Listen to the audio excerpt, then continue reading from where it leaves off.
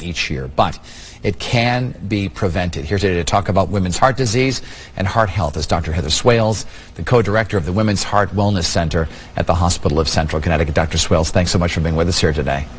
Hi, good afternoon. So the very first thing is, we hear stories that when women have heart attacks, the symptoms are different than men. What is the difference? So for both men and women, most people do feel some type of chest discomfort. They might feel it as a pressure, squeezing, or tightness. It could radiate into the arm, the jaw, their back, and often it can be associated with some trouble breathing. Women tend to have milder, more subtle symptoms, and they are also more likely to have kind of a stuttering onset to their symptoms. So it might be very subtle at first, and over several weeks it slowly progresses to become more intense. And they're also more likely to have other symptoms associated with it, like nausea, lightheadedness, sweating, or an overwhelming sense of fatigue. What are some of the risk factors for women? So again, men and women often have similar risk factors. So things like smoking, diabetes, high blood pressure, high cholesterol are common risk factors for both genders. But particular to women, things like infertility, history of gestational diabetes or diabetes of pregnancy, or a high blood pressure of pregnancy are unique to women and can increase their long-term risk for heart disease. What kind of screenings for heart disease should women have, and at what age should they start them?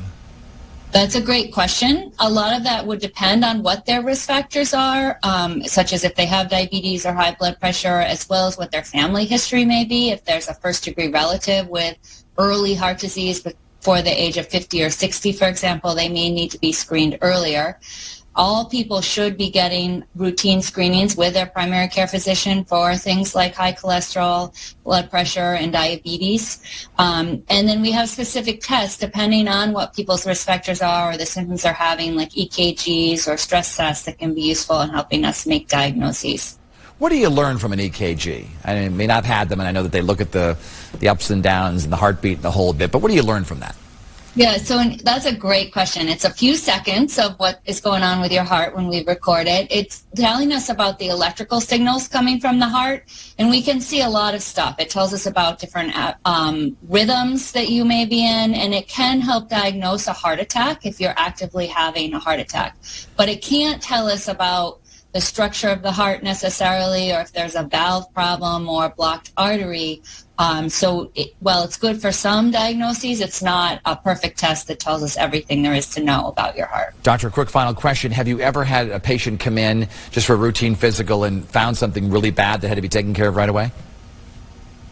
Unfortunately, frequently. I probably send people to the emergency room once a week or every other week because in with a critical problem that we need to get addressed ASAP. A great message for all the women who are watching right now. We thank you very much, Heather Swales, Dr. Heather Swales.